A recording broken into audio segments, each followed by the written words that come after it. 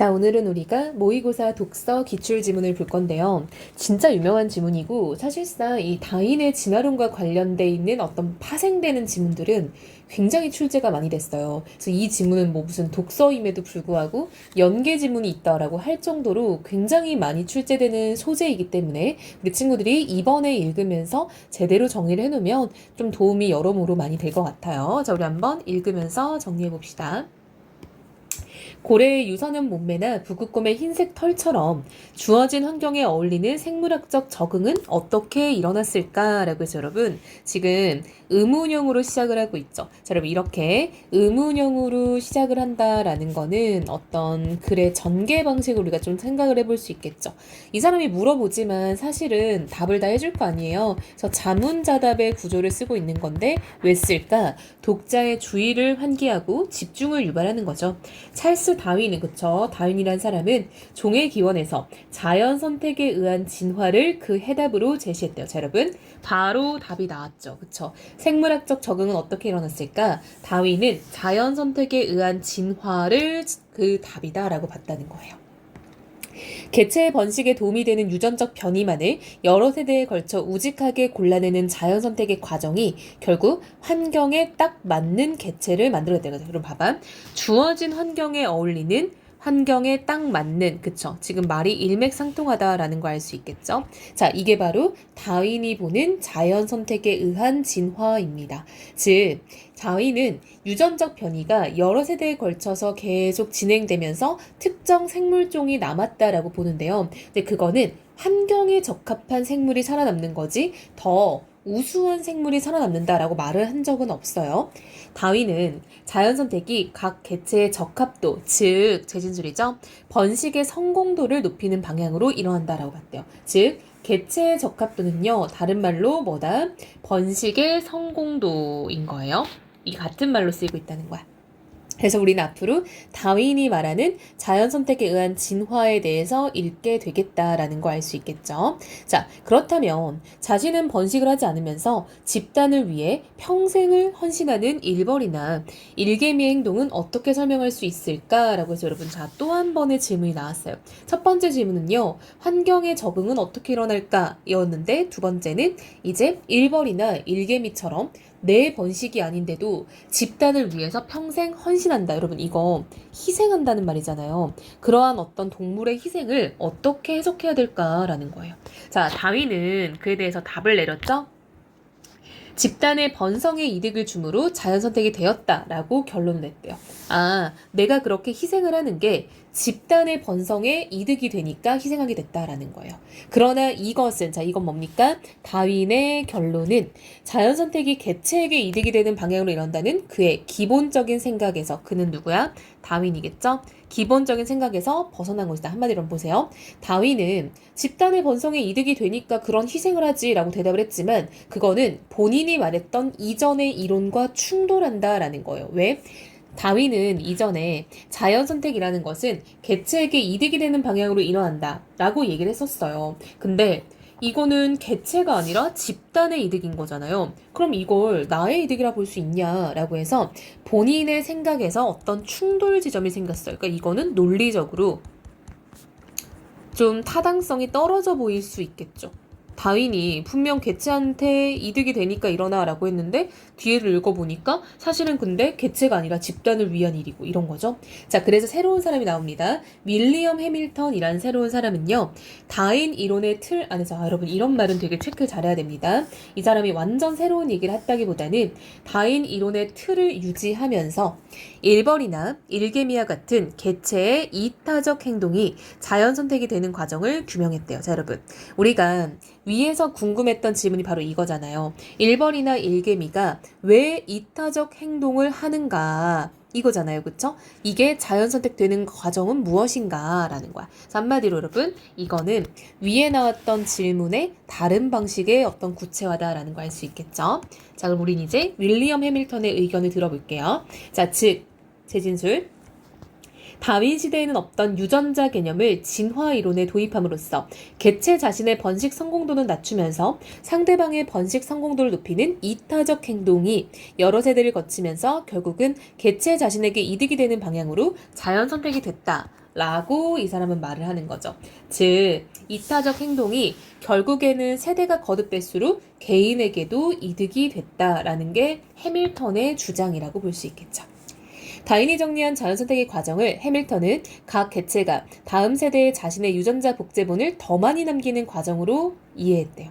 그러니까 여러분 봐봐. 이런 게 바로 그거죠. 자, 쌤이 표시를 한번 해볼게요.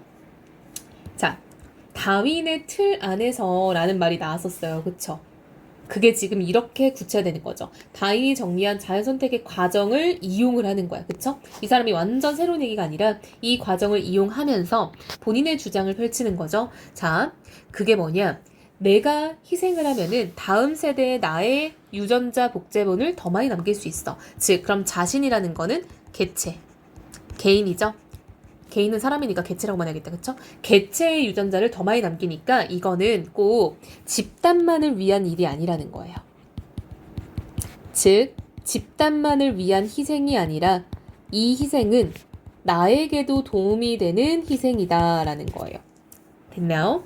자, 이때 행위 당사자인 개체는 자기 자신의 번식 성공도를 높임으로써 직접 자신의 유전자 복제본을 남길 수도 있지만 자신과 유전자를 공유할 확률이 있는 상대의 번식 성공도를 높이는 데 도움을 줌으로써 간접적으로 자신의 유전자 복제본을 남길 수도 있다. 자, 여러분 이게 바로 뭐야?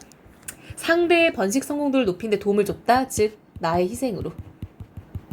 내가 희생을 함으로써 이름 이거죠. 일개미들은 평생 일만 하죠. 번식을 안 하죠. 근데 여왕개미의 번식을 통해 우리 종족을 남기고 내 유전자 역시 남을 수 있다라고 보는 거예요. 쉽게 생각하면 철수는 스스로 자식을 많이 낳음으로써 직접 자신의 유전자 복제본을 다음 세대에 남길 수도 있지만 유전자를 공유하고 있는 동생 영수가 자식을 많이 낳도록 도움으로써 자신의 유전자 복제본을 다음 세대에 남길 수도 있다는 것이다. 해밀턴은 전자는 직접 적합도를 높이는 것으로 후자는 간접 적합도를 높이는 것으로 설명하며 개체의 자연선택은 두 적합도를 합한 포괄 적합도를 높이는 방향으로 이루어진다라는 거죠. 포괄 적합도는 직접 적합도와 간접 적합도의 합이네요. 그쵸? 그래서 전반적으로 포괄 적합도 자체를 높이는 게 바로 이 자연선택의 과정이다라고 봤어요. 자, 해밀턴에 따르면 이타적 행동 또한 개체의 포괄 적합도를 높이는 방향으로 자연선택이 일어난다라고 봤어요. 그쵸? 나의 희생이 포괄 적합도를 높일 수 있다. 특히 어디겠어요? 특히 간접 적합도겠죠. 왜냐면 나의 희생을 통해서 누군가의 번식을 돕는 거니까. 그런데 이타적 행동은 개체 자신의 번식 성공도인 직접 적합도를 낮추게 되므로 그를 상쇄하고도 남을 정도로 간접 적합도를 높일 수 있어야 자연선택이 일어날 수 있다. 맞죠? 즉, 개체 자신이 남기는 유전자 복제본에 대한 손실보다 유전자를 공유할 확률이 있는 상대방을 통해 남기는 유전자 복제본에 대한 이득이 더 클 때 이타적 행동은 선택되는 것이다. 즉, 이게 무슨 말이야, 여러분? 나를 희생함으로써 남의 번식을 돕는다라는 거는 직접 적합도를 낮추는 일이에요. 그쵸? 근데 동시에 남을 돕는 거니까 간접 적합도는 높아지는 일이죠. 그럼 결과적으로 이 두 개가 포괄 적합도잖아요. 그쵸? 그럼 우리의 어쨌든 결론은 뭐가 됐든 간에 포괄 적합도가 높아야 되는 거예요. 그럼 당연한 논리로 요게 더 크게 일어나야 된다라는 얘기를 하고 있는 거죠. 자, 이때 개체와 상대방의 유전자를 공유할 확률을 유전적 근연도라고 하는데 유전적으로 100% 같은 경우에는 유전적 근연도가 1이 된다. 그러니까 완전 똑같아야지 1인 거죠. 유전적 근연도의 값이 클수록 개체와 상대방의 유전자를 공유할 가능성이 크므로 개체가 상대방을 통해 자신의 유전자 복제물을 남길 수 있는 가능성 또한 커진다. 그러니까 한마디로 여러분, 유전적 근연도는 높을수록 좋은 거다라는 걸 알 수 있겠죠. 그래야지 포괄 적합도가 높아지겠죠. 그래서 유전적 근연도와 포괄 적합도는 비례관계라고 볼 수 있겠죠.